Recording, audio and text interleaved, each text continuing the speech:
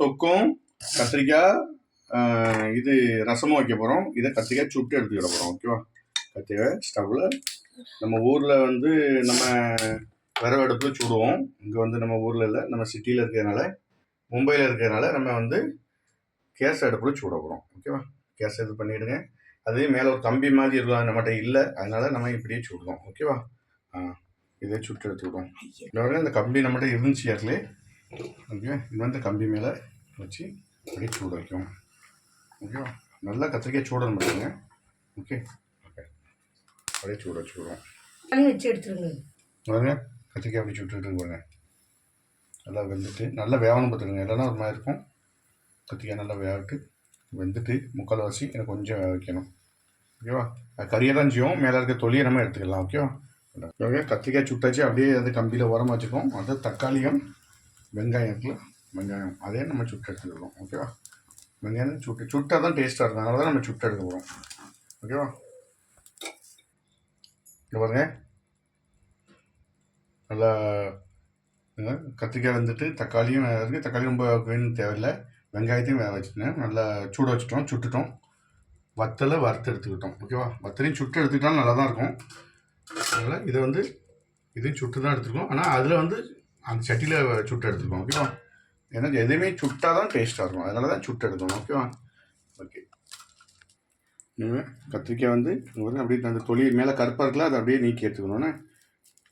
அப்படியே எடுத்துக்கங்க, சூடாக இருக்கும். ஆவி அப்படியே பறக்க பாருங்க.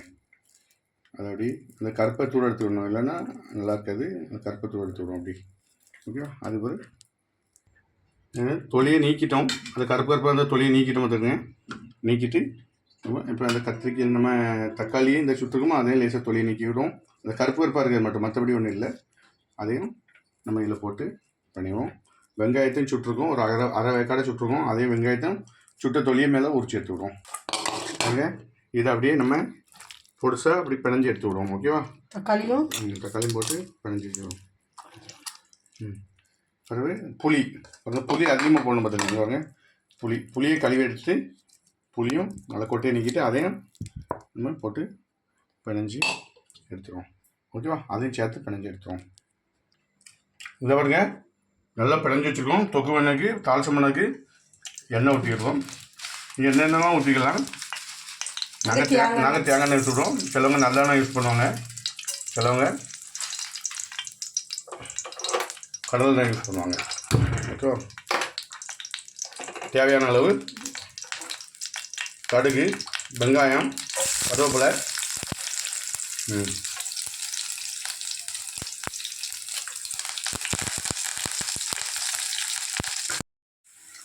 தாளிசம் ஆகிட்டு. ஓகேவா? நம்ம இன்னும் ரெடி பண்ணி வச்சுருக்கிறத அந்த இதை தொக்குது கத்திரிக்காய் தொக்குது.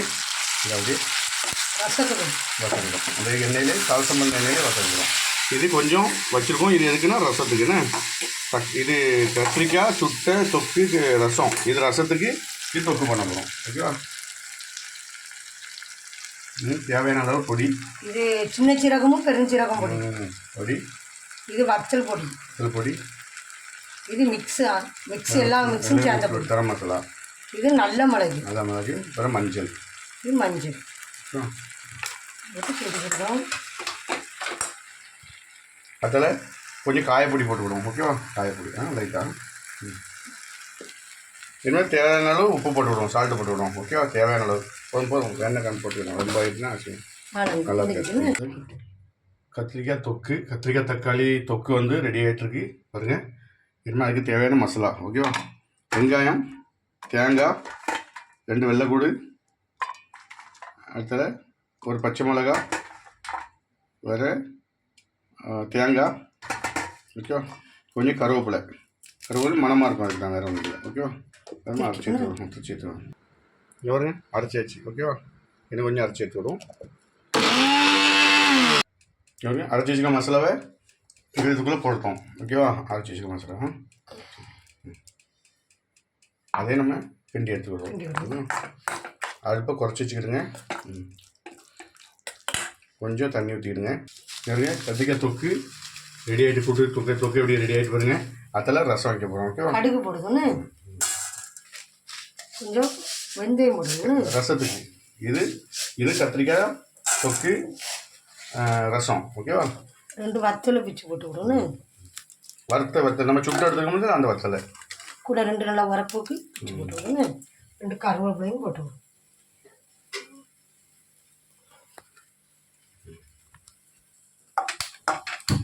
அவ்வளோங்க. என்ன வித லேசாக கிண்டிக்கணும்.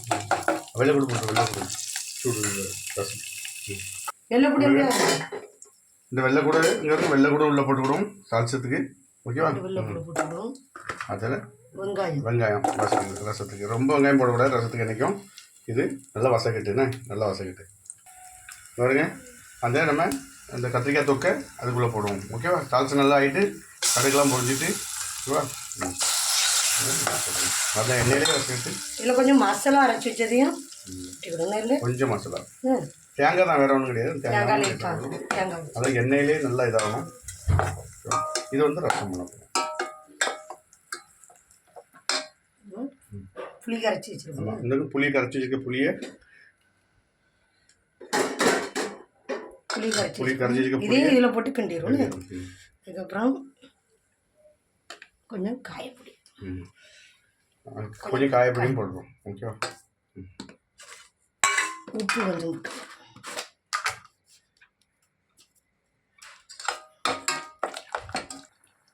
இங்கே பாருங்க. ரசம்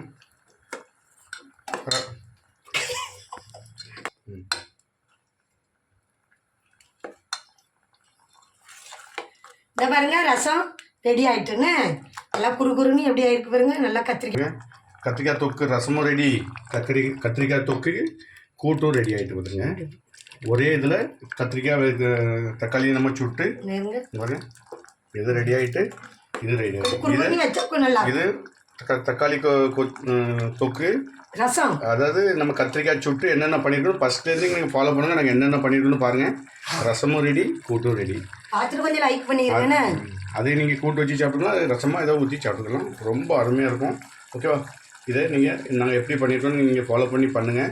அருமையாக இருக்கும். ஓகே, இந்த சேனலை சப்ஸ்கிரைப் பண்ணுங்கள், ஷேர் பண்ணுங்கள். பாருங்க ரசம் ரெடி ஆகிட்டு கொஞ்சம் சோறில் போட்டு நம்ம ஊற்றி சாப்பிட போகிறோம். ஓகேவா?